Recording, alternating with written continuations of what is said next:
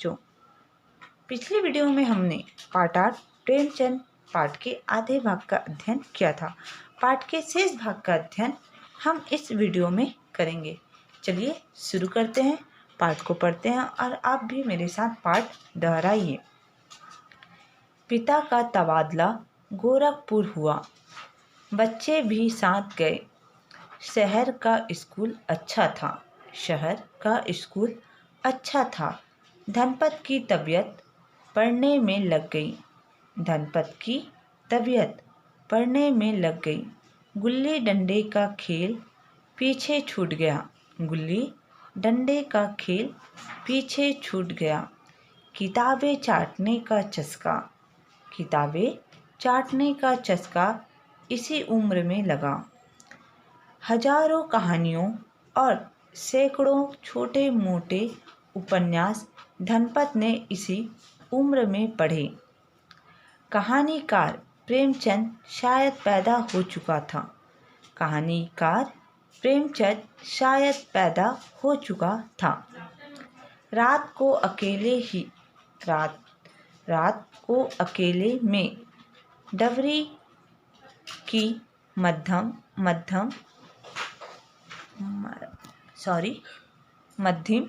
रोशनी में उसने कहानी लिखना शुरू कर दिया था। उन्हीं दिनों पिता ने प्रेमचंद की शादी करवाकर हमेशा के लिए आंखें मूंद ली। उन्हीं दिनों पिता ने प्रेमचंद की शादी करवाकर हमेशा के लिए आंखें मूंद ली। परिवार पर मुसीबतों का पहाड़ टूट पड़ा, परिवार पर मुसीबतों का पहाड़ टूट पड़ा। अपने इन दिनों की दशा का वर्णन, अपने इन दिनों की दशा का वर्णन प्रेमचंद ने इस प्रकार किया है। प्रेमचंद ने इस प्रकार किया है। पाँव में जूते न थे, पाँव में जूते न थे। देह पर साबुत कपड़े न थे, देह पर साबुत कपड़े न थे। महंगाई अलग थी, महंगाई अलग थी। रुपए में 20 सेर का जौ था, रुपए में 20 सेर का जौ था। स्कूल से 3:30 बजे छुट्टी मिलती थी, स्कूल से 3:30 बजे छुट्टी मिलती थी। काशी के क्वींस कॉलेज में पढ़ता था, काशी के क्वींस कॉलेज में पढ़ता था। हेड मास्टर ने फीस माफ़ कर दी थी, हेड मास्टर ने फीस माफ़ कर दी थी। इम्तिहान सिर पर था और मैं बांस फाटक एक लड़के को पढ़ाने जाता था। जाड़ों के दिन थे, 4 बजे पहुंचता था, पढ़ाकर 6 बजे छुट्टी पाता। यहाँ से घर 5 मील दूर था। तेज चलने पर भी 8 बजे से पहले घर ना पहुँच पाता। सुबह 8 बजे फिर घर से चलना पड़ता था। कभी समय पर स्कूल ना पहुँचता। रात को खाना खाकर पढ़ने बैठता, रात को खाना खाकर पढ़ने बैठता और ना जाने कब सो जाता। फिर भी हिम्मत बांधे रखता। धनपत ने जैसे तैसे 10वीं पास की, धनपत ने जैसे तैसे 10वीं कक्षा पास की। गणित से वे बेहद घबराते थे, गणित से वे बेहद घबराते थे। 12वीं में 2 बार फेल हुए, 12वीं में 2 बार फेल हुए। निराश होकर परीक्षा का विचार ही छोड़ दिया।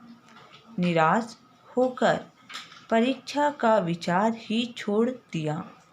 आगे चलकर 10-12 वर्ष बाद आगे चलकर 10-12 वर्ष बाद गणित के बदले दूसरा विषय लेकर धनपत राय ने परीक्षा पास की। दूसरा विषय लेकर धनपत राय ने यह परीक्षा पास की। तबादला का अर्थ होता है स्थानांतरण। किताबें चाटने। किताबें चाटने का अर्थ है किताब का एक एक पन्ना अच्छी तरह से पढ़ना। चस्का। चस्का का अर्थ होता है शौक। और ढिबरी का अर्थ होता है मिट्टी के तेल से जलने वाला दिया, अर्थात सीसी या टीन के डिब्बे में बत्ती डालकर बनाया गया दिया। आंखें मूंद लेना का अर्थ होता है मृत्यु को प्राप्त होना। इम्तिहान का अर्थ होता है परीक्षा। और हिम्मत बांधे रखना, इसका अर्थ होता है धैर्य रखना। पिताजी का तबादला गोरखपुर में हुआ। साथ में बच्चे भी गए। शहर के स्कूल अच्छा था, इसलिए धनपत की तबीयत पढ़ने पर लग गई, अर्थात धनपत का मन पढ़ने में लग गया। गुल्ली डंडे का खेल पीछे ही छूट गया। किताबें चाटने लगे, अर्थात किताबों का पन्ना एक एक कर अच्छी तरह वह पढ़ने लगा। यह शौक उसे इसी उम्र में लग गया। हजारों कहानियाँ और सैकड़ों छोटे मोटे उपन्यास धनपत ने इसी उम्र में पढ़े। कहानीकार प्रेमचंद शायद पैदा हो चुके थे। रात को अकेले ढिबरी, अर्थात जो मिट्टी के तेल से जलने वाले दिए में मध्यम रोशनी अर्थात प्रकाश में उसने कहानी लिखना शुरू कर दिया। उन्हीं दिनों पिता ने प्रेमचंद की शादी करवा हमेशा के लिए मृत्यु को प्राप्त हो गए और परिवार पर मुसीबतों का पहाड़ टूट पड़ा। अपने इन दिनों की दशा का वर्णन प्रेमचंद कुछ इस प्रकार से किया है कि पाँव में जूते न थे, देह पर साबुत कपड़े यानी पूरे कपड़े न थे, महंगाई अलग थी, रुपए में 20 सेर का जौ था, स्कूल से 3:30 बजे छुट्टी मिलती और वे काशी के क्वींस कॉलेज में पढ़ता था। हेड मास्टर ने उनकी फीस भी माफ़ कर दी थी। परीक्षा सिर पे था और वे बांस फाटक एक लड़के को पढ़ाने जाता था। जाड़ों के दिन थे, यानी अर्थात ठंडी के दिन थे, ठंडी का मौसम था। 4 बजे पहुंचता था। पढ़ाकर वे 6 बजे छुट्टी पाता। यहाँ से घर 5 मील दूर था। तेज चलने पर भी घर पहुँचने में 8 बज जाते थे और 8 बजे से वह पहले घर नहीं पहुँच पाता। सुबह 8 बजे फिर घर से चलना पड़ता। कभी समय पर वह स्कूल पहुँच न पाता। रात को खाना खाकर पढ़ने बैठता और ना जाने कब वह सो जाता था। फिर भी हिम्मत बांधे रखता, अर्थात धैर्य रखता। धनपत जैसे तैसे 10वीं कक्षा पास किए। वे गणित से बेहद घबराते थे। 12वीं में वे 2 बार फेल हुए और वह निराश होकर परीक्षा का विचार ही छोड़ दिया। आगे चलकर 10-12 वर्ष के बाद उन्होंने गणित के विषय के बदले दूसरे विषय लेकर 12वीं कक्षा पास की। वर्ष 1891 की बात है। प्रेमचंद के पास एक फूटी कौड़ी ना थी।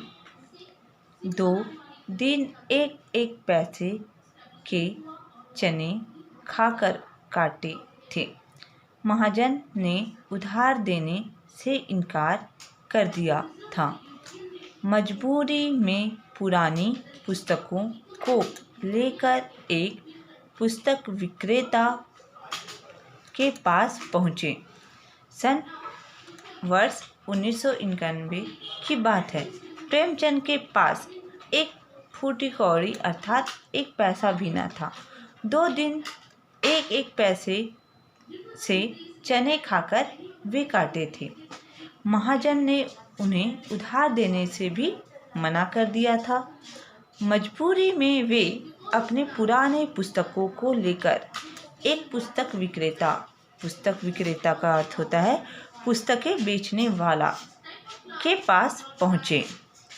तो बच्चों, आज के वीडियो में इतना ही। आगे की पाठ हम अगले वीडियो में पढ़ेंगे। धन्यवाद।